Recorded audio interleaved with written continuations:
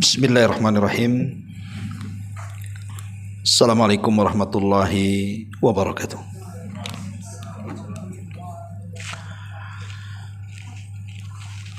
Alhamdulillah wassalatu wassalamu ala Rasulillah wa ala alihi wa sahbihi wa mawalah wa la hawla wa la quwata illa billahi wa ba'du. Alhamdulillah, segala puja dan puji hanya milik Allah subhanahu wa ta'ala. Salawat dan juga salam kita hadiahkan kepada Rasul kita Nabi besar Muhammad sallallahu alaihi wa ala alihi wasallam. Pembahasan di siang atau pagi menjelang siang ini, kita akan membahas tentang 3 doa yang Nabi SAW bersumpah dengan 3 doa ini, bahwa 3 doa ini kalau kita berdoa dengannya maka tidak akan ditolak alias dikabulkan Allah Subhanahu wa ta'ala. Apa saja 3 doa yang Nabi SAW bersumpah di sini bahwa doa-doa ini pasti mustajab. Ma'asyiral muslimin wal muslimat rahimani wa rahimakumullah. Secara umum bahwa tidak ada amalan yang lebih mulia di hadapan Allah Subhanahu wa ta'ala melebihi doa. Kata Nabi SAW, laisa syai'un akram indallahi minad du'a. Tidak ada sesuatu yang lebih mulia di hadapan Allah Subhanahu wa ta'ala melebihi sebuah doa. Karena doa itu gambaran daripada tauhid seseorang. Bahkan dalam setiap ibadah yang kita lakukan pasti terkandung doa di situ. Ibadah apa saja. Karena minimalnya saat kita melakukan ibadah, kita hanya mengharap bahwa ibadah-ibadah kita itu diterima dan berpahala. Makanya doa ini nilainya sangat tinggi sekali. Tapi sayang, banyak yang tidak tahu nilai sebuah doa. Padahal para nabi dan rasul, mereka sangat mengagungkan doa. Seolah-olah tidak ada yang tahu nilai sebuah doa kecuali mereka para nabi dan rasul dan orang-orang yang mengikuti mereka dengan baik. Kita lihat saja beberapa kisah yang dicantumkan dalam Al-Quranul Karim. Bagaimana para nabi itu saat mereka ditimpa kesulitan, maka mereka akan tadarru, merendahkan diri kepada Allah dan berdoa agar kesulitannya dihilangkan. Bagaimana Nuh alaihi salatu wassalam yang ketika kapalnya diombang-ambingkan ombak itu, yang sebelumnya Nuh alaihi salatu wassalam hampir tidak selamat dari kaumnya. Setelah 950 tahun berdakwah tetapi ditolak dakwahnya. Sampai-sampai ketika kaumnya sudah hampir berani bahkan mengancam untuk membunuh Nabi Nuh, maka Nuh berdoa kepada Allah, Rabbi inni maglubun fantasir. Ya Allah, aku hampir dikalahkan oleh kaumku, maka tolong aku. Maka semata-mata Nuh berdoa kepada Allah Subhanahu wa ta'ala. Karena setiap nabi itu kan punya doa yang mustajab. Semua para nabi sudah mereka panjatkan doa-doa itu kecuali Nabi kita Muhammad sallallahu alaihi wasallam. Sengaja tidak diungkapkan doa itu di dunia, tetapi untuk menjadi simpanan di akhirat. Lah, salah satu doa yang diijabah oleh Allah, doanya Nabi Nuh adalah Nuh meminta kehancuran kepada kaumnya. dan mengatakan la tadhar 'alal ardi minal kafirina dayyara. Jangan kau sisakan satu jiwa pun ya Allah kecuali kau binasakan. Dan Allah kabulkan. Makanya ketika Nuh alaihi salatu wasallam meminta pertolongan kepada Allah, maka Allah katakan fa fatahna abwabas sama bima'in munhamir wa fajjarnal arda uyunan faltaqal ma ala amrin qad qudir. Maka Allah Subhanahu wa taala buka pintu-pintu langit, kemudian dihujani sederas-derasnya bumi itu. Kemudian sumber-sumber air yang ada di bumi dipancarkan ke langit, sehingga berjumpalah dua air itu dan menjadi banjir bandang tupan yang sangat besar. Dan melululantakkan semua yang ada, menenggelamkan semua manusia, dan tidak ada yang selamat kecuali yang ada di perahu Nuh alaihi salam. Begitulah nilai sebuah doa. Nuh berdoa kepada Allah. Saat kapalnya diombang-ambingkan ombak, dia pun meminta keselamatan kepada Allah. Dan Allah mengatakan di dalam Al-Quranul Karim, fa'angjainahu wa ahlahu minal karbil azim. Kami selamatkan Nuh dan seluruh keluarga yang beriman yang ada di perahu itu dari petaka yang sangat hebat. Itu Nuh alaihi salatu wassalam. Kemudian kita lihat nabi-nabi yang lainnya seperti Nabi Allah Zakaria. Lama dia tidak punya keturunan, tetapi dia terus berdoa kepada Allah Subhanahu wa taala agar diberikan keturunan. Maka Zakaria pun berdoa kepada Allah sebagaimana disebutkan dalam surah Al-Imran di permulaan itu. Dan Allah Subhanahu wa taala kabar gembirakan kepada Zakaria. Ketika Zakaria berada di mihrab, malaikat datang dan mengatakan, yubashiruka biyahya. Kami memberi kabar dari Allah bahwa Allah sudah menghabar beritakan engkau akan memiliki putra namanya Yahya. Dan banyak lagi. Nabi Ayub alaihi salatu wasalam yang ditimpa banyak penyakit, akhirnya kemudian berdoa kepada Allah dan mengatakan, inni massaniyadh-dhurr wa anta arhamur rahimin. Akhirnya kemudian Allah Subhanahu wa taala angkat penyakitnya dan Allah kembalikan nikmat-nikmatnya. Termasuk Nabi kita Muhammad sallallahu alaihi wasallam saat perang Badar. Malam harinya Rasul berdoa kepada Allah istighatsah. Maka Allah Subhanahu wa taala firmankan, idz tastaghitsuna rabbakum fastajaba lakum. Ketika engkau wahai Muhammad beristighatsah kepada Rabbmu, maka Allah Subhanahu wa taala kabulkan istighatsahmu. Dan keesokan harinya ketika terjadi perang Badar, Allah menangkan. Dan begitulah, tidak ada tahu nilai sebuah doa kecuali para nabi. Harusnya ini sebuah pelajaran bahwa jangan pernah remehkan sebuah doa, karena itu silahul mukmin, senjata kita orang yang beriman. Lah di sana ada doa-doa yang Nabi sallallahu alaihi wasallam bersumpah. Dengan sumpahnya ini, kalau kita memanjatkan dengan doa-doa itu, pasti dikabulkan doa kita. Apa saja itu? Yang pertama, disebutkan dalam sebuah riwayat dari Sa'ad bin Abi Waqqas radhiyallahu an. Jadi Sa'ad bin Abi Waqqas radhiyallahu an meriwayatkan sebuah hadis. Jadi satu hari kata Sa'ad, marartu bi Utsman bin Affan. Aku lewat dengan Utsman ibn Affan radhiyallahu an, dan ketika itu Utsman berada di masjid. Fasallamtu alaihi, aku pun mengucapkan salam kepada Utsman itu. Tapi Utsman tidak menjawabnya. Sampai 3 kali Utsman juga tidak menjawabnya. Akhirnya kemudian kata Sa'ad, fa'ataitu amiral mu'minin, aku pun menjumpai amiral mu'minin yang ketika itu adalah Umar bin Khattab radhiyallahu an. Faqultu lahu, ku katakan kepada amiral mu'minin, ya amiral mu'minin, wahai amiral mu'minin. Dia mengatakan, apakah telah terjadi dalam Islam ini sesuatu? Kata Umar bin Khattab, wa madzak, apa itu maksudnya?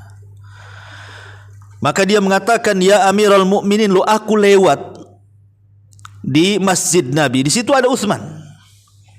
Fasallamtu alaihi, aku ucapkan salam kepadanya. Tetapi Utsman tidak pernah menjawab salamku.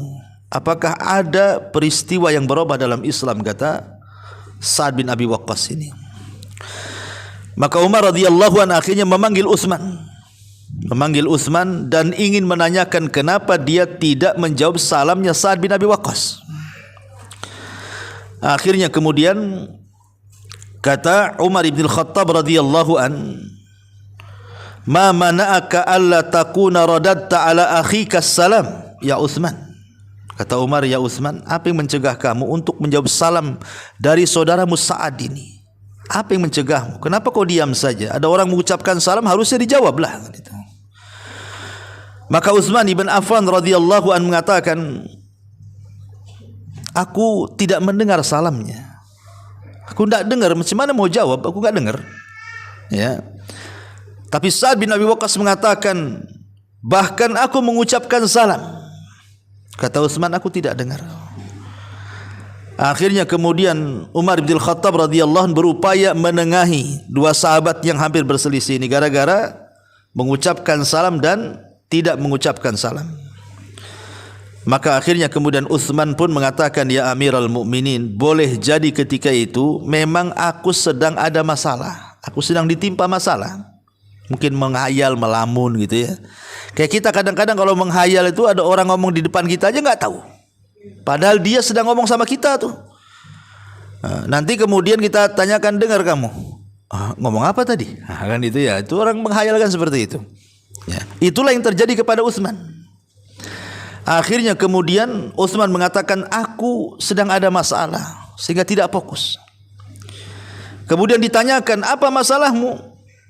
Dia mengatakan, "Aku teringat doa yang Nabi SAW bersumpah dengan doa itu. Aku teringat doa yang Nabi SAW bersumpah dengan doa itu. Siapa yang membacanya maka akan dihilangkan setiap kesulitannya, setiap kesusahannya, setiap gundah gulananya akan dihilangkan Allah." Masalahnya ketika Rasul hendak mengajarkan doa itu, datang pula Arabi, Arab Badui, mengganggu Nabi dengan pertanyaan. Akhirnya dia lupa menyebutkan lafadznya dan Rasul pun langsung pulang. Kata Sa'ad bin Abi Waqqas, "Ya Utsman, bukankah aku ada di situ? Aku kejar Nabi SAW dan aku pun penasaran apa lafadznya. Akhirnya kemudian aku ikuti Rasul di belakangnya sampai ketika Rasul masuk ke rumahnya, aku ketuk tuh pintunya. Dan aku katakan, 'Ya Rasulullah, doa apa yang Anda maksud sampai Anda bersumpah dengan doa itu bahwa siapapun yang berdoa dengan doa itu pasti akan dihilangkan dari kesulitannya?' Maka Nabi SAW kemudian mengatakan, 'Na'am ya Sa'ad, da'watu Dhinnun idh huwa fi batnil hut. La ilaha illa anta subhanaka inni kuntu minadh dhalimin. Fa innahu lam yad'u biha muslimun rabbahu fi syai'in qad illa istajaba lahu.'" Kata Nabi SAW kepada Sa'ad, dakwahnya atau doanya Dhinnun, pemilik ikan. Siapa maksudnya? Nabi Yunus. Maksudnya doanya Nabi Yunus ketika berada dalam perut ikan. La ilaha illa anta subhanaka inni kuntu minadh dhalimin. Kata Rasul, tidaklah seseorang berdoa, tidaklah seorang muslim berdoa dengan doanya Dhinnun, Yunus alaihi salatu wassalam, untuk meminta sesuatu kecuali pasti diijabah Allah Subhanahu wa taala. Ma'asyiral muslimat yang dimuliakan Allah Subhanahu wa taala. Dari sini kita tahu yang pertama adalah riwayat Sa'ad bin Abi Waqqas, di mana riwayat ini terdapat di dalam Musnad Imam Ahmad. Kemudian juga sebagian ulama ahli tahqiq menghasankannya dan Syekh Albani rahimahullahu taala mensahihkannya dengan lafaz da'watu Dhinnun idza'a wa huwa fi batnil huti la ilaha illa anta subhanaka inni kuntu minadh dhalimin fa innahu lam yad'u biha rajulun muslimun fi syai'in qad illa istajaba Allahu lahu. Doanya Dhinnun, Nabi Yunus, ketika dia berdoa dan dia di dalam perut ikan, dengan lafaz la ilaha illa anta, tidak ada sesembahan yang berhak disembah kecuali engkau, subhanaka maha suci engkau, inni kuntu minadh zalimin, sesungguhnya aku benar-benar tergolong orang-orang yang melakukan aniaya atau zalim. Kata Rasul, fa innahu lam yad'u biha rajulun muslim, tidaklah seseorang berdoa dan dia seorang muslim fi syai'in qat, meminta sesuatu, illa stajaballahu lahu, kecuali Allah akan kabulkan permintaannya. Inilah doa yang Rasul bersumpah bahwa siapapun yang berdoa dengan Dhinnun, doanya Nabi Yunus, pasti dikabulkan.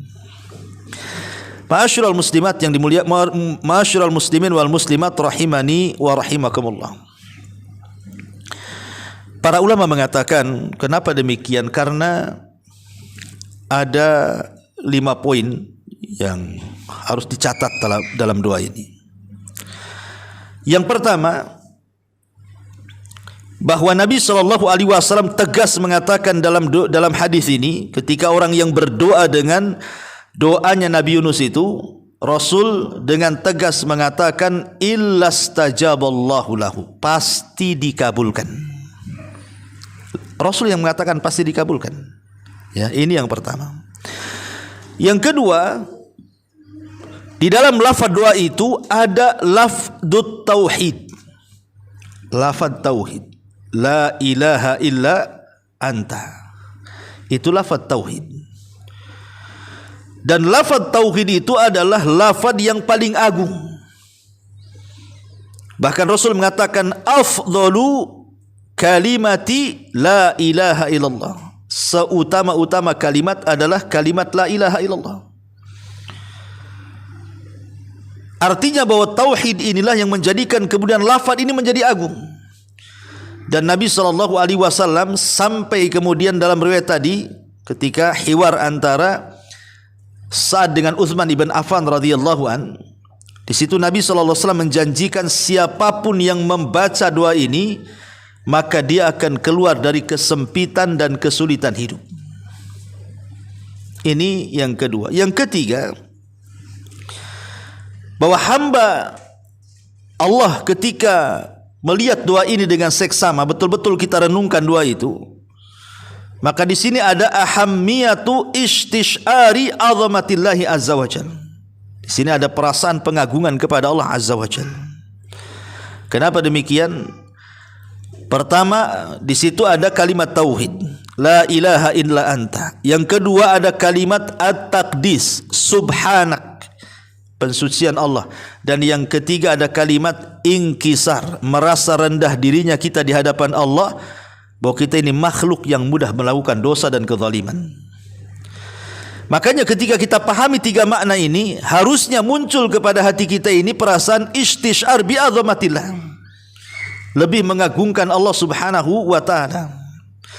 Kemudian yang keempat, bahwa tashtamilu shighatad du'a ala asbabil ijabati wa hiyal imanu billahi wahda. Karena dalam doa itu ada lafaz yang menyebabkan kenapa doa itu dikabulkan, karena di situ ada kalimat al-imanu billah, ada keimanan yang kuat kepada Allah dengan tauhid tadi. Dan yang terakhir, di sini di antara sebab kenapa doa ini sangat mustajab, karena di sini ada inkisar tadi. Kita ini menghambakan betul-betul kepada Allah. Kita merasa bersalah dari dosa-dosa yang kita lakukan, dan kita pasrah kepada Allah Subhanahu wa taala. Dengan sebab itulah maka Allah Subhanahu wa taala mengabulkan doanya. Makanya Nabi SAW sampai bersumpah. Jadi sebenarnya Rasul tidak perlu bersumpah kan? Ngapain Rasul bersumpah? Bukankah setiap ucapan Nabi SAW itu wahyu? Wa mayantiku anil hawa in huwa illa wahyun yuha. Tidaklah Rasul berucap dengan hawa nafsunya, yang Rasul ucap itu adalah wahyu yang diwahyukan kepadanya. Lalu ngapain Rasul bersumpah? Pada Rasul itu sadiqul masduq, dibenarkan ucapannya. Tidak lain ketika Nabi bersumpah dengan doa ini pasti dikabulkan, menunjukkan apa? Keagungan doanya Nabi Yunus alaihi salatu wassalam. Tapi apakah kemudian doa ini khusus untuk Nabiullah Yunus alaihi salatu wassalam? Tidak. Kenapa demikian? Karena Allah Subhanahu wa taala berfirman di sini. Apa firman-Nya? Allah Subhanahu wa taala mengatakan, "Wa dhannuni idz dhahaba mughadiba. Fadhanna an lan naqdira alaihi fanada fi dhulumati alla ilaha illa anta subhanaka inni kuntu minadh dhalimin." Dalam ayat yang lain Allah mengatakan, "Fastajabna lahu wa najjaynahu minal gham wa kadzalika nunjil mu'minin." Kata Allah Subhanahu wa taala, dan Dhannun, maksudnya Yunus alaihi salatu wasalam. Dhannun itu ketika dia pergi marah dari kaumnya.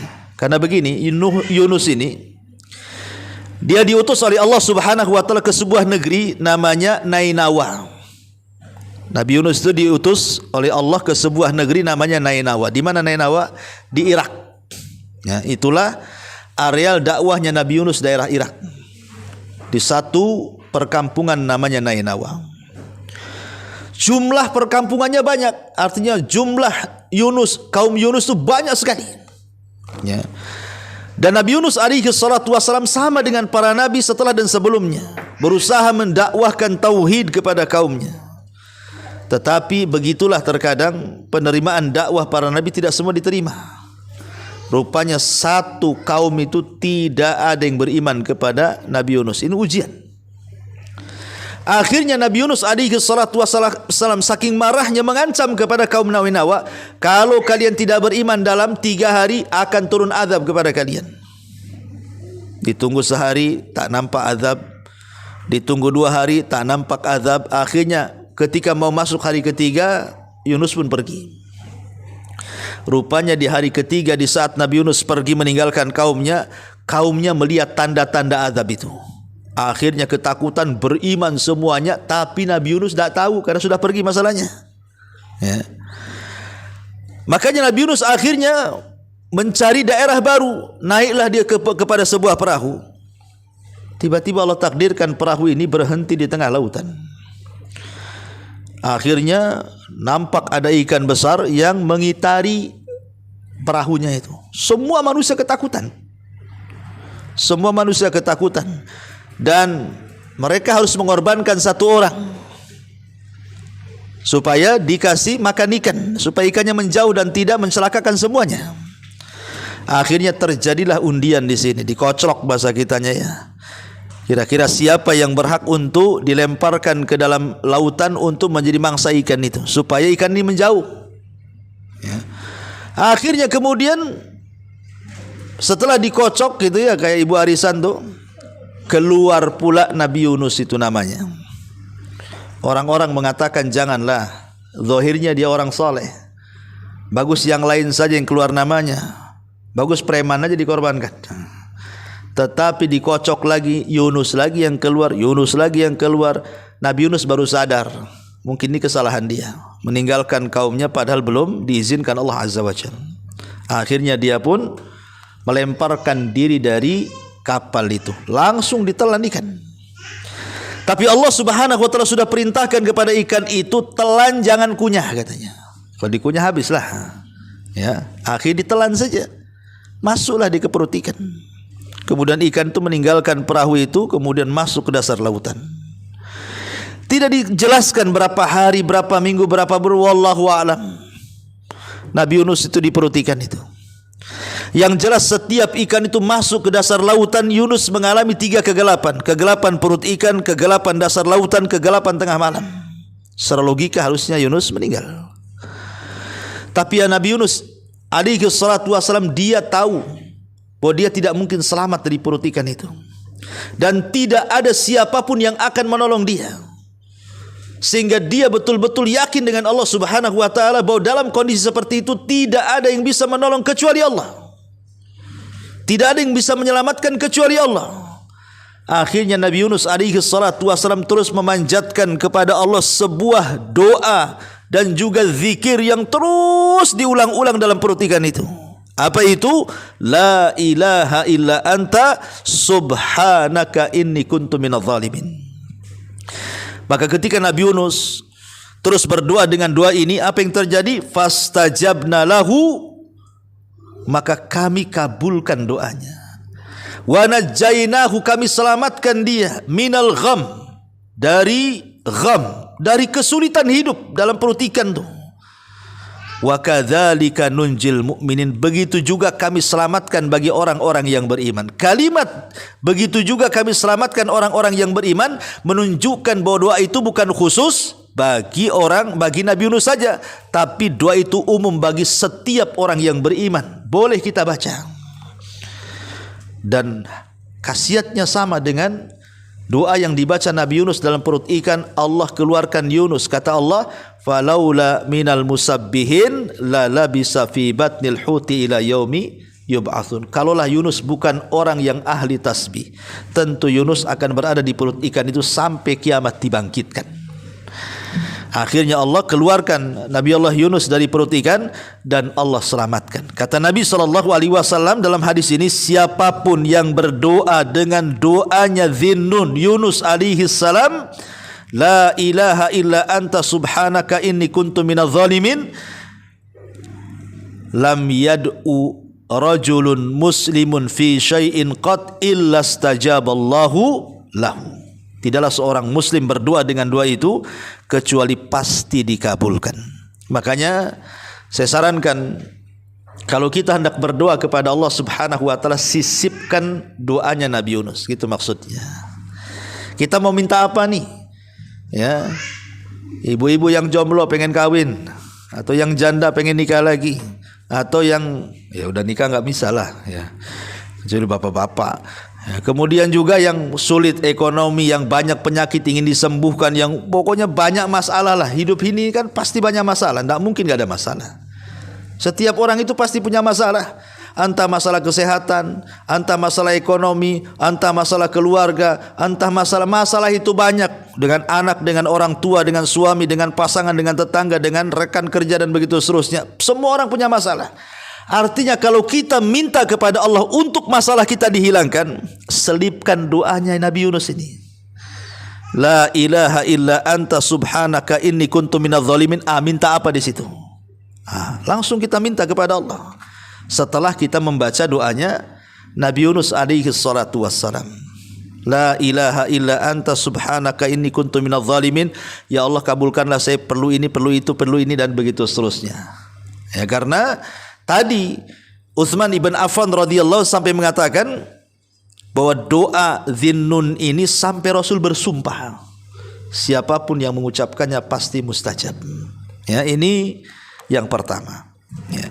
Doanya Nabi Yunus alaihi salatu wassalam, la ilaha illa anta subhanaka inni kuntu minadh dhalimin. Yang kedua, doa yang mustajab yang Rasul bersumpah dengan doa itu. Doa ini dari sahabat Anas ibn Malik radhiyallahu an dan dikeluarkan oleh ashabus sunan. Ya, Abi Dawud, Tirmidzi, Ibnu Majah itu disebut ashabus sunan. Dari Anas ibn Malik radhiyallahu an, dan doa ini juga disahihkan oleh Syekh Nasiruddin Al-Albani rahimahullahu taala. Jadi Anas ibn Malik radhiyallahu an, Anas bin Malik ini pembantu Nabi. 10 tahun dia membantu Nabi sampai Rasul meninggal. Maka disebut khadimur Rasul, pembantu Nabi. Kata Anas bin Malik radhiyallahu an, kuntu ma'a Rasulillah sallallahu alaihi wasallam jalisan. Satu hari aku pernah duduk bersama Nabi. Wa rajulun qa'imun yusalli. Di sebelah kami ada seseorang yang tegak mendirikan salat. Jadi Anas dengan Rasul sedang duduk, rupanya tidak jauh dari situ ada orang salat. Falamma raka'a wa sajada wa tashahhad da'a ila Allah. Ketika laki-laki ini sudah ruku, sudah sujud, dan sekarang posisi dia di tasyahud akhir, tiba-tiba dia berdoa setelah tasyahud itu. Apa doanya? Allahumma inni as'aluka bi anna lakal hamdu la ilaha illa anta al-mannanu badi'us samawati wal ardh ya dzal jalali wal ikram. Allahumma inni as'aluka bi anna lakal hamdu la ilaha illa anta al-mannanu badi'us samawati wal ardh ya dzal jalali wal ikram. Begitu lafadznya. Ya hayyu ya qayyum inni as'aluka. Ya Allah, hamba memohon kepadamu dengan segala pujian untukmu. Tidak ada Tuhan yang berhak disembah selainmu. Engkau esa, tidak memiliki sekutu. Engkau pemberi anugerah, engkau pencipta langit dan bumi. Wahai zat yang maha terpuji dan maha mulia, wahai zat yang maha hidup dan terus mengurus makhluknya. Ya Allah, aku meminta sesuatu kepadamu. Apa kata Nabi SAW ketika dia mendengar orang ini mengatakan seperti itu? Kata Nabi SAW, walladhi nafsi biyadi. Di sini sumpahnya, walladhi nafsi biyadi, demi zat yang jiwaku berada di tangannya. Ini arti kalimat sumpah. Demi zat yang jiwaku berada di tangannya. Rasul bersumpah nih, ya. Laqad da'allaha bismihil a'zam, laqad da'allah bismihil azim, alladhi idza du'iya bihi ajab wa idza su'ila bihi a'ta. Sungguh orang itu telah berdoa dengan nama Allah yang agung, yang apabila dia berdoa dengan lafaz itu pasti dikabulkan, yang apabila dia meminta dengan doa itu pasti akan diberikan permintaannya. Ya, Rasul menjanjikan dua perkara di sini. Siapa yang berdoa maka dikabulkan, siapa yang meminta maka akan diberi. Apa doanya? Allahumma inni as'aluka bi anna lakal hamdu la ilaha illa anta al-mannanu badi'us samawati wal ar ya dzal jalali wal ikram ya hayyu ya qayyum. Hafal Bu? Hah? Enggak hafal? Oke. Sekarang kita rame-rame, ya. Allahumma inni as'aluka bi anna lakal hamdu la ilaha illa anta al-mannanu badi'us samawati wal ar ya dzal jalali wal ikram ya hayyu ya qayyum. Kan pendek itu, nggak cepat-cepat lah, memang loadingnya kurang kurang loading aja sebenarnya kan. Ini sebenarnya pendek ya. Allahumma inni as'aluka bi anna lakal hamdu la ilaha illa anta al-mannanu badi'us samawati wal ar ya dzal jalali wal ikram ya hayyu ya qayyum, titik. Habis itu kita minta, terserah minta apa. Yang penting doa ini dulu dibaca. Rasul mengatakan demi zat yang jiwaku di tangannya. Ini bersumpah. Siapa yang berdoa dengan doa ini kemudian kita meminta apa saja, pasti dikabulkan doanya, pasti diberikan permintaannya. Ini sumpah Nabi. Pertanyaannya apa? Kenapa sampai mustajab doa ini? Karena dalam doa ini terkandung Ismul A'zam, nama Allah yang agung. Nama Allah yang agung. Apa itu? Ya dzal jalali wal ikram ya hayyu ya qayyum. Sebenarnya mengatakan itulah Ismul A'zam. Dahulu di zaman Nabi Musa alaihi salatu wassalam, ketika Nabi Musa alaihi salatu wassalam itu membawa Bani Israel dari Mesir menuju Palestina, tanah perjanjian. Kemudian Allah azab Fir'aun itu dan Allah tenggelamkan sehingga mereka diselamatkan dari Fir'aun dan bala tentaranya. Dalam perjalanannya Nabi Musa dan Bani Israel ini melewati satu bukit yang panjang. Bukit itu namanya Bukit Husban. Bukit itu memanjang sekali, Bukit Husban. Lah setelah Bukit Husban itu ada sebuah kaum dari kaum Kan'aniun, penduduk asli situ.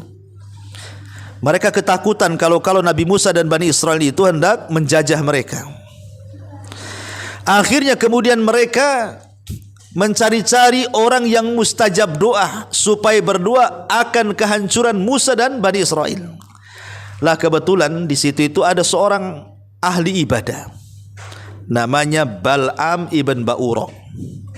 Bal'am ibn Ba'ura. Bal'am ini salah satu ulama dari ulama-ulama Bani Israel. Bal'am ini, dia kalau berdoa mustajab doanya. Kalau berdoa doa apa saja mustajab doanya. Kenapa rahasianya Bal'am bin Ba'ura itu kalau dia berdoa mustajab doanya? Karena dia memiliki Ismul A'zam, menguasai Ismul A'zam. Karena dia ahli Taurat juga, ya. Dia tahu nama-nama Allah Subhanahu wa taala yang agung itu. Makanya dia kalau berdoa dengan nama Allah yang agung pasti dikabulkan. Tapi masalahnya ketika para pembesar Kan'an ini datang kepada Bal'am, ya Bal'am, bukankah engkau mustajab doa? Doakanlah kehancuran kepada Musa dan kaumnya, katanya. Jangan-jangan dia datang hendak menjajah kami. Kata Bal'am, celaka engkau, yang aku doakan ini bukan orang biasa. Dia ulul azmi, dia rasul, dia nabi. Ya, enggak mau, katanya. Tapi hari-hari kemudian para pembesar ini datang dengan harta, dijanjikan kedudukan, jabatan, macam-macam leleh pula di akhirnya. Mau pula dia mendoakan Nabi Musa dan kaumnya. Akhirnya mulailah dia berdoa. Masalahnya salah tempat. Yang dia doakan itu Nabi. Masa Nabi didoakan kecelakaan, mana dikabulkan Allah. Akhirnya kemudian setiap Bal'am ini berdoa kepleset-pleset tuh doanya. Yang harusnya dia berdoa, ya Allah hancurkan Musa dan kaumnya, kepleset, ya Allah hancurkan kaum Kan'an dan orang-orang yang congkak dan sombong itu. Marahlah orang-orang Kan'an itu, ya Bal'am, kami kasih harta, kasih ini, kasih itu. Kau suruh berdoa kehancuran Musa, kenapa kau balik pula kehancuran itu doa kepada kami, katanya. Kata Bal'am, tak tahu kok kepleset-pleset gini lidahku, katanya. Ya. Akhirnya kemudian kata Bal'am, khasirat dunya wal akhiru, aduh kalau gini aku rugi dunia akhirat nih, katanya. Kenapa? Sudah tidak mustajab doanya. Yang kurang ajar dia mendoakan kehancuran Musa. Karena sudah mandi, sudah basah kuyup sekali lah. Dia mengatakan, ya sudah gini saja, kita cari cara lain. Jangan doa-doa sudah enggak mujarab lagi. Dengan cara apa? Utus wanita kalian, gadis, anak-anak gadis kalian, kasih cantik dia, kasih rapih dia, kasih molek dia supaya terfitnah tuh Bani Israel. Cukup satu orang Bani Israel, kalau sampai ada yang berzina itu cukup, katanya. Diutuslah itu akhirnya. Lah Musa ini kan musafir dengan Bani Israel ke tanah perjanjian. Akhirnya kemudian gadis-gadis Kan'an ini mereka berjalan ke Bukit Husban, entah membawa dagangan, makanan atau apa, menawar-nawarkan. Ada pula yang jatuh cinta satu di situ. Akhirnya terjadi zina. Ketika terjadi perzinahan itu turunlah taun kepada mereka. Dan tidak dicabut penyakit itu sampai diketemukan siapa pezinahnya, kemudian dibunuh baru dihilangkan penyakitnya. Tapi maksud saya itu bagaimana Bal'am ini doanya mustajab, kenapa? Karena dia menguasai Ismul A'zam. Ya tentu Ismul A'zam di zaman dulu, dalam kitab-kitab dulu Taurat, Injil dan Zabur akan berbeda dengan Ismul A'zam yang ada dalam Asmaul Husna yang kita senantiasa hafal. Lah Asmaul Husna itu kan 99, walaupun itu bukan batasan. Tapi dalam Asmaul Husna itu ada nama-nama Allah yang disebut dengan Ismul A'zam, yang kalau kita berdoa bertepatan dengan Ismul A'zam itu, maka akan mustajab. Lah sebagian para ulama ada yang mengatakan Ismul A'zam itu adalah Ya Dzal Jalali wal Ikram. Ada juga yang mengatakan Ya Hayyu Ya Qayyum. Ada yang mengatakan Allah, ya. Dan ini tiga-tiganya terkandung di sini. Kalau seandainya ada yang mengatakan Allah, Allah ada di situ. Kalau ada yang mengatakan Ya Dzal Jalali wal Ikram, di situ juga ada kalimat Ya Dzal Jalali wal Ikram. Kalau yang mengatakan Ya Hayyu Ya Qayyum, di situ juga ada kalimat Ya Hayyu Ya Qayyum. Berarti pasti di antara tiga nama ini ada Asmaullahil A'zam. Makanya kenapa Rasul sampai bersumpah di sini, demi zat yang jiwaku di tangannya, siapapun yang berdoa di sini, kalau dia berdoa diijabah, kalau dia minta pasti dikasih. Makanya kata Nabi SAW, alidzu biyadzal jalali wal ikram. Perbanyak oleh kalian mengucap kalimat Ya Dzal Jalali wal Ikram. Contohnya begini, ya Allah aku mau usaha, tolonglah mudahkan usaha saya, Ya Dzal Jalali wal Ikram. Nah, begitu ya. Ya Allah saya ini mau safar, mudah-mudahan selamat sampai tujuan, Ya Dzal Jalali wal Ikram. Ya Allah saya ini baru buka usaha, janganlah gulung tikar, kalau bisa bentang-bentang lah tikar tuh, Ya Dzal Jalali wal Ikram. Nah, begitu maksud. Perbanyak setiap doa itu diakhiri dengan kalimat Ya Dzal Jalali wal Ikram, gitu maksudnya. Karena ada sebagian ulama mengatakan Ya Dzal Jalali wal Ikram itu adalah Ismul A'zam. Tapi ada juga yang mengatakan bukan itu, tapi Ya Hayyu Ya Qayyum. Ismul A'zam itu Ya Hayyu Ya Qayyum, ya, dan begitu seterusnya. Tapi di sini maknanya, maksudnya ketika kita berdoa dikabulkan, ketika kita meminta diberi itu kapan? Saat kita berdoa dan menyelipkan doa ini, Allahumma inni as'aluka bi anna lakal hamdu la ilaha illa anta al-mannanu badi'us samawati wal ardh ya dzal jalali wal ikram ya hayyu ya qayyum. Setelah itu silahkan minta apa saja yang kita minta kepada Allah. Maka kata Rasul, kalau dia berdoa dikabulkan, kalau dia minta pasti akan diberikan permintaannya. Ini yang kedua. yang ketiga, ya. Di antara doa yang Rasul bersumpah juga pasti akan dikabulkan. Hadis yang terdapat dalam Sunan Tirmidzi dan juga disahihkan oleh Syekh Nasiruddin Al-Albani. Hadis ini dari sahabat Buraidah ibn Husayb Al-Aslami radhiyallahu an. Jadi dia menceritakan sami'an Nabi sallallahu alaihi wasallam rajulan yad'u. Satu hari Rasul pernah mendengar ada seorang sahabat berdoa. Satu hari Rasul mendengar ada seorang sahabat berdoa. Dalam doanya sahabat ini mengatakan, Allahumma inni as'aluka bi anni ashhadu annaka antallah la ilaha illa antal ahadus samad lam yalid wa lam yu'alladzi lam yalid wa lam yulad wa lam yakul lahu kufuwan ahad. Ini agak mudah karena ada surat Al-Ikhlasnya, Bu ya. Ya. Kan kita ibu hafal Al-Ikhlas, masa tak hafal kan itu. Allahumma inni Oke, kita baca sama-sama ya. Allahumma inni as'aluka bi anni ashhadu annaka anta Allahu la ilaha illa anta al-ahadu as-samadu alladzi lam yalid wa lam yulad wa lam yakul lahu kufuwan ahad. Kan enak ini. Agak mudah daripada yang tadi ya. Ya. Allahumma inni as'aluka ya Allah, saya meminta kepadamu bi anni asyhadu, bahwasanya saya bersaksi laka kepadamu, antallah, engkau adalah Allah, la ilaha illa anta, tidak ada sembahan yang berhak disembah kecuali engkau, al-ahad yang maha tunggal, as-samad yang maha bergantung, alladzi lam yalid yang tidak melahirkan, walam yulad yang tidak dilahirkan, walam yakul lahu kufuwan ahad, dan yang tidak ada yang sekutu dengan Allah Subhanahu wa taala siapapun. Apa kata Rasul? Walladzi nafsi biyadihi. Lagi-lagi Rasul bersumpah di sini, demi zat yang jiwaku berada di tangannya. Laqad sa'alallaha bismihil a'zam. Sungguh dia telah meminta kepada dengan nama Allah yang agung. Idza du'iya bihi ajab wa idza su'ila bihi a'ta. Apabila dia berdoa dengan doa itu pasti dikabulkan, dan apabila meminta pasti diberikan. Ya, ini kurang lebih dengan doa yang pertama kalimatnya, karena ada Ismul Azam, nama Allah Subhanahu wa taala yang agung. Apa nama Allah yang agung dalam apa namanya doa ini? Kalimat Allah. Ya, di sini ada kalimat Allah. Allahumma inni as'aluka bi anni asyhadu annaka antallah. Nah, di sini kalimat Allah di sini. Antallah, engkau adalah Allah. Dan Allah itu Ismul Azam. Semua nama Allah kembali kepada lafaz Allah. 99 nama Allah itu kembali kepada lafaz Allah. Makanya karena ada kalimat Allah, maka Rasul mengatakan, maka sungguh orang yang berdoa itu telah menyebut Ismul Azam, demi zat yang jiwaku berada di tangannya, kalau dia berdoa dikabulkan, kalau dia minta pasti akan diberikan. Maka kalau kita hendak berdoa kepada Allah meminta sesuatu, syukur-syukur kalau tiga-tiganya ibu baca. Ya, tiga-tiganya ibu baca. Maksudnya pertama, ibu baca doanya Nabi Yunus, la ilaha illa anta subhanaka inni kuntu minadz zalimin.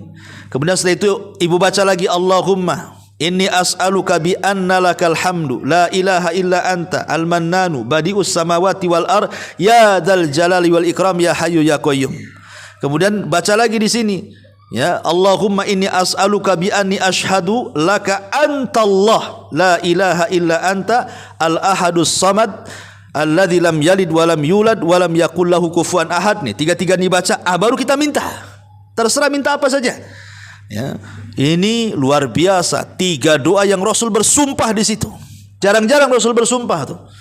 Ya, kecuali di 3 doa ini.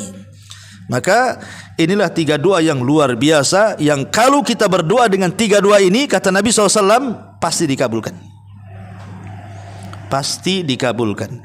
Tetapi yang jadi catatan adalah ketika kita berdoa kepada Allah Subhanahu wa taala, pertama harus ada pengagungan kepada Allah, kerendah dirian kita di hadapan Allah, bahwa Allah lah satu-satunya tempat bergantung kita. Jangan kita berdoa kepada Allah tapi hati kita kepada selain Allah. Itu tidak akan dikabulkan walaupun baca 3 doa ini. Ya, tetap hatinya digantungkan kepada Allah. Jangan digantungkan kepada makhluk. Ini yang pertama. Yang kedua, harus yakin. Wa antum muqinuna bil ijabah. Harus yakin. Jangan main coba-coba. Saya baru dengar nih kajian Ustaz Abu Meroh. Saya coba-coba nanti malam lah. Jangan coba-coba. Ini bukan untuk coba-coba. Ya, harus ada keyakinan. Kita meminta kepada zat yang yakin adanya Allah. Jangan kemudian kita beribadah dengan keraguan. Allah itu yakin adanya, maka meminta dengan keyakinan. Yakin kalau kita berdoa dengan doa ini pasti dikabulkan. Mantap, ya kan? Yakin, jangan pakai coba-coba. Cobalah. Kalau mujarab lanjut, kalau mujarab ini nggak beres Abu Meroh ini. Ya. Bukan seperti itu, karena Allah tidak akan mengabulkan doa min qalbin lahin, dari hati yang lalai yang tidak ada keyakinan. Harus yakin ya dengan doa ini. Kemudian yang ketiga juga secara umum. Ya, secara umum maknanya jauhi hal-hal yang bisa doa itu tertolak di hadapan Allah Azza wa Jalla. Seperti isi doanya, jangan sudah habis baca doa 3 ini, umpamanya doa la ilaha illa anta subhanaka inni kuntu minadz zalimin, kemudian yang kedua, yang ketiga, habis itu ya Allah hancurkan usaha orang sebelah. Enggak boleh, ya. Betul dia 3 doa ini mantap, setelahnya disuruh pula ya Allah hancurkan orang sebelah itu. Ya Allah kasihlah penyakit tetangga sebelah itu. Ya. Ya jangan, tidak boleh. Ya, karena doa kalau terkandung dosa atau memutus silaturahim tidak akan dikabulkan. Walaupun mukadimahnya sudah bagus. Jadi jangan ada hal-hal yang bisa menghalangi terkabulkannya doa seperti isi doanya tadi terkandung dosa, terkandung memutus silaturahim, ya, maka jauhi. Ataupun kita memudah-mudahkan dengan perkara yang haram, ya, memakan yang haram, minum haram, pakaian dibeli dari yang haram dan begitu seterusnya, karena ini jadi penolak jadinya kan. Kata Nabi SAW, ada seorang laki-laki di zaman dulu tangannya sampai ke atas, padahal dia seorang musafir, dia sedang sulit, dia terus memanjatkan ya Rob, tapi tidak dikabulkan doanya. Kata Nabi SAW, bagaimana akan dikabulkan doanya? Padahal orang ini punya banyak syarat untuk dikabulkan doa, tapi tidak dikabulkan doanya. Ya bagaimana kalau sudah dikabulkan makanan yang makan haram, minuman yang dia minum haram, pakaian yang dia pakai haram, dan dia dibesarkan dari benda yang haram. Fa kaifa yustajabulah, bagaimana akan dikabulkan? Ya, jadi tetap juga harus mengacu kepada etika-etika doa secara umum. Lebih bagus lagi kalau doanya itu satu di tempat yang mustajab, kedua di waktu-waktu yang mustajab. Lebih mantap lagi di sepertiga malam akhir, antara adzan dan qomat, ketika turun hujan, ketika musafir dan begitu seterusnya ya. Jadi itu lebih mantap lagi. Atau mungkin kita gunakan untuk doa dalam sholat. Setelah tentu ya yang jelas-jelas dulu dibaca. Mungkin kita bisa ambil dalam sujud. Kalau ibu sholat sendiri, ya, dalam sujud setelah kita membaca subhana rabbiyal a'la wa bihamdi, subhana rabbiyal a'la wa bihamdi, subhanallah, baru baca doa ini, kemudian kita meminta, ya. Atau di akhir tasyahud setelah meminta 4 perlindungan kan, ya, min adzabi jahannam wa min adzabil qabri wa min fitnatil mahya wal mat wa min syarri fitnatil dajjal. Bacalah la ilaha illa anta, ini subhanaka inni kuntu minadz zalimin, kemudian ibu minta sesuatu. Nah, itu lebih baik lagi di tempat-tempat yang bagus kan ketika sholat, atau di sepertiga malam. Dan begitu, yang jelas bahwa kenapa kemudian doa ini dilebihkan di antara doa-doa yang lainnya, karena Rasul bersumpah masalahnya di situ. Ya, kalau doa lain kan Rasul tidak bersumpah. Rasul yang mengatakan ya memang kalau anda berdoa seperti ini mustajab, tapi yang sampai bersumpah ya ini doa-doa ini aja. Yang Rasul sampai bersumpah kalau kita menyebutkan atau membaca doa ini kemudian meminta sesuatu, maka akan diijabah oleh Allah Subhanahu wa taala. Wallahu alam. Ini yang bisa sampaikan karena sudah jam 11.20. Kalau ada pertanyaan satu saja. Kalau enggak apa-apa. Ya, kita langsung balik. Iya, silakan. Masalah puasa saya tanya. Iya. Puasa sunnah misalkan kita puasa Daud Ustaz. Terus kalau misalkan tanggal 13, 14, 15 kan Yaumul Fitr. Iya. Bolehkah kita sambung gitu Ustaz kalau kita sudah puasa Daud? Kalau sudah puasa Daud, yang lain lewat, Bu. Karena kalau puasa Daud itu sudah mewakili semua puasa. Karena Rasul mengatakan khairus siyam Daud. Sebaik-baik puasa sunnah adalah puasa Daud. Kalau ibu sudah puasa Daud, yang lain tidak perlu puasa. Ya. Jadi cukup Daud saja sudah mewakili semuanya. Tidak usah diborong, nanti ibu capek sendiri.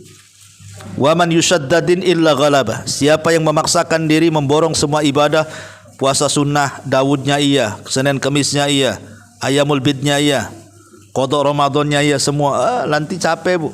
Nanti ibu makin kurus, ya. Jadi kalau sudah puasa Daud cukup, itu saja istiqomah di situ. Ya, harus istiqomah ya, karena khairul awam adwamuha wa in qalla. Sebaik-baik amalan itu adalah yang istiqomah walaupun sederhana. Ya, puasa sunnah Daud saja terus, Daud saja. Tidak usah yang lain ditengok, karena itu sudah mewakili semuanya. Wallahu a'lam. Ustaz mau nanya. Iya. Terkait surat 1000 dinar itu kalau dibaca katanya bisa juga jarak untuk doanya itu apa benar ya Ustaz? Iya, bukan hanya 1000 dinar, yang doa-doa yang lain pun banyak yang disabdakan Nabi SAW bahwa kalau kita berdoa dengan itu ya. Ada ini dalilnya yang soleh nggak Ustaz? Wallahu a'lam. Ibu pernah dengar dalilnya? Yang 1000 dinar itu? 1000 dinar itu apa itu doanya? Hah? Doanya seperti apa 1000 dinar itu?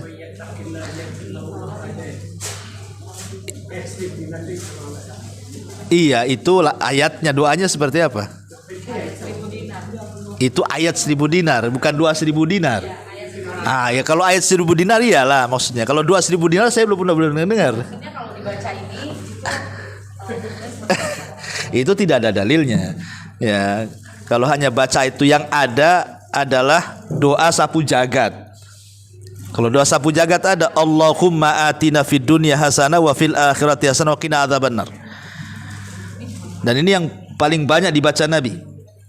Ya, Allahumma ya Allah atina fid dunya hasanah, berikan kepada kami dunia yang baik, wa fil akhirati hasanah, akhirat yang baik, wa qina adzabannar, dan jauhkan kami dari azab neraka. Itu ada hadisnya. Cukup dengan doa ini saja mencakup semua kebaikan dunia akhirat tuh. Dan ini diajarkan oleh Rasul kepada kita, dan ada faedah besar sapu jagat ini, ya, karena menyapu semua doa masalah terangkum dalam satu kalimat ini. Tetapi di situ harus dipahami bahwa Rabbana atina fid dunya hasanah wa fil akhirati hasanah wa qina adzabannar ini terkandung 3 perkara. 1, meminta dunia yang baik. 2, meminta akhirat yang baik. 3, meminta supaya dijauhkan dari azab neraka. Berarti di sini porsi meminta dunia itu cukup 1/3 saja. Tapi porsi meminta akhirat itu 2/3. Karena wa fil akhirati hasanah wa qina adzabannar ini akhirat. Dunia itu cuma 1 saja. Atina fid dunya hasanah. Berarti kalau ibu berdoa 1/3 minta dunia, 2/3 minta akhirat, gitu maksudnya. Itulah doa sapu jagat, ya. Tapi kalau doa ayat 1000 dinar ya, secara makna mungkin waman yattaqillaha yaj'al lahu makhraja wa yarzuqhu min haitsu la yahtasib. Ya, tetapi apakah kemudian dibaca dalam bentuk doa? Itu kan bukan dalam bentuk doa kalimatnya. Hanya memberitahu barang siapa yang bertakwa kepada Allah, maka dia akan dimudahkan urusannya dan akan diberikan rizki dari arah yang tidak disangka-sangka, kan itu ya. Mana kalimat lafaz doanya seperti dimulai dengan kalimat Allahumma umpamanya, ya Allah, atau Rabbana ya Rabb kami, kan tidak ada di situ. Itu hanya ayat saja. Ya, kalau Nabi SAW memang menyebutkan siapa yang membaca ayat sekian maka akan begini, ini kan perlu dalil namanya yang kayak gini ya. Harus ada dalilnya. Ya, walaupun secara maknanya benar, tapi kalau dibuat semacam amalan ini tidak bisa dikhususkan. Harus ada dalil. Ya, karena kita ini beragama itu perlu dalil. Wallahu a'lam.